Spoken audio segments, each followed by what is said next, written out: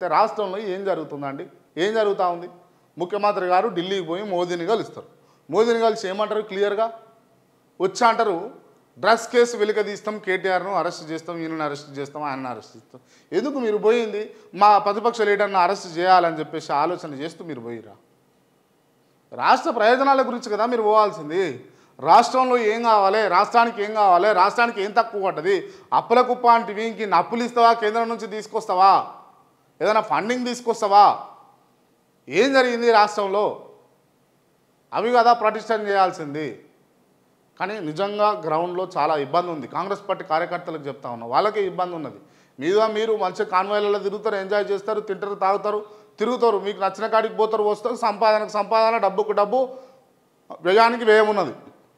కానీ అలా లోపల శరీర పని వేసుకొని క్లియర్గా చెప్తా ఉన్నా, కాంగ్రెస్ పార్టీ నాయకులారా వినండి. మీరు కింద కాంగ్రెస్ పార్టీ కార్యకర్త పరిస్థితి చెప్తా ఉన్నా, లోపల చినిగిన తూట్లు పడ్డ పని వేసుకొని బయటకేమో ఒక అద్దరంగి, అప్పుడే ఐరన్ చేసిన కద్దరంగి వేసుకొని ఓ 2 అంగీలు 2 తెల్ల అంగీలు ఉంటే ఒకటొక రోజు వేసుకుంటూ తిరుగుతూ ఉన్నారు కాంగ్రెస్ పార్టీ కార్యకర్తలు. ఏం చేశారు అధికారంలోకి వచ్చినాక కాంగ్రెస్ పార్టీ కార్యకర్తలకు? చెప్పండి ఒకసారి. ఏం చేశారు? కార్పొరేషన్ చైర్మన్లు ఇచ్చారు. ఎవరికి ఇచ్చారండి? 5 కార్లకు, లేకపోతే ఎవడైనా లొల్లి పెట్టి మళ్ళీ ఢిల్లీకి పోతాడు, ఢిల్లీకి పోయి అనేది తెచ్చుకుంటాడు అన్నోనికి వాళ్ళకే ఇచ్చారు తప్పించి నిజంగా కాంగ్రెస్ పార్టీ కండువా పట్టుకొని ఊరు తిరిగినోడికి ఎవరికి ఇచ్చారో ఒక్కరి పేరు చెప్పురు మీరు. ఒక్కరి పేరు చెప్పురు మీరు. లేదు కాక లేదు, అంతే. ఇక ఇదానండి. ఎట్లా రావాలి, ఎట్లా బలోపేతం కావాలి అంటే, ఈ 5 ఏళ్ళు వచ్చింది, మాకు మ్యాండేట్ వచ్చింది, ఈ 5 ఏళ్ళనే మేము ఏం సంపాదించుకున్నా, ఈ 5% కమిషన్లు తీసుకున్నా, 10% కమిషన్లు తీసుకున్నా, ఇప్పుడే అని చెప్పేసి మీరు ఫిక్స్ అయిపోయారు, గిదే పాలన కొనసాగిస్తున్నామంటే చలో అట్లనే చెప్పుర్రి, ప్రజలకన్నా అర్థమైపోతుంది. ఇక ఇటుగాక ఆగం చేస్తూ ఇవాళ తెలంగాణ ప్రజల్ని మభ్య పెడతా ఉన్నారు. దయచేసి అది బంద్ చేసుకుంటే బాగుంటుంది అని చెప్పేసి నేను విన్నపిస్తా ఉన్నా. పూర్తి స్థాయిలో తప్పది, తప్పుగాక తప్పే. ఇంకా రాష్ట్రంలో ఉన్నటువంటి మంత్రులకు నోరులు ఉన్నాయా లేవా అన్నది కూడా కొంచెం ప్రశ్నార్థకంగానే అనిపిస్తూ ఉన్నది. మీరు మాట్లాడేటువంటి వైఖరి, మీరు చేసేటటువంటి తీరు ఏమైపోతా ఉన్నది? ఏమైంది? సప్పుడు చేస్తలేరు ఒక్కరు కూడా. అంటే ఎవరికి వారు వాళ్ళ సంచులు నింపుకోనికి, లేకపోతే ట్రంకు పెట్టలు నింపుకోనికే మీ పనులలో మీరే ఉన్నారా? రాష్ట్ర సమాజానికి మీకు ఓటేసి గెలిపించుకున్నటువంటి ప్రజలకు చేయాలన్న చిత్తశుద్ధితో లేరా మీరు?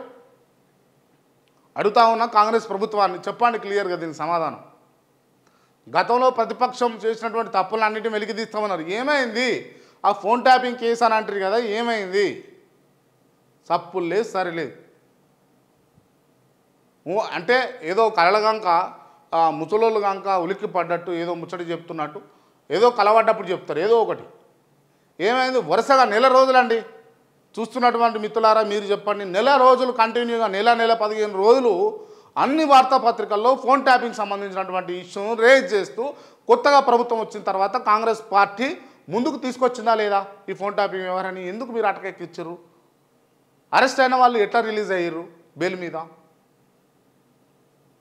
దీనికి ఆన్సర్ ఉండదు మీ దగ్గర. కాళేశ్వరం కుంగింది, ఇది కూలింది, అది కూలింది అని అన్నారు కదా. ఏం చేశారు? ఏం రెనోవేషన్ స్టార్ట్ చేశారు మీరు? ఏం రీకన్స్ట్రక్షన్ చేశారు?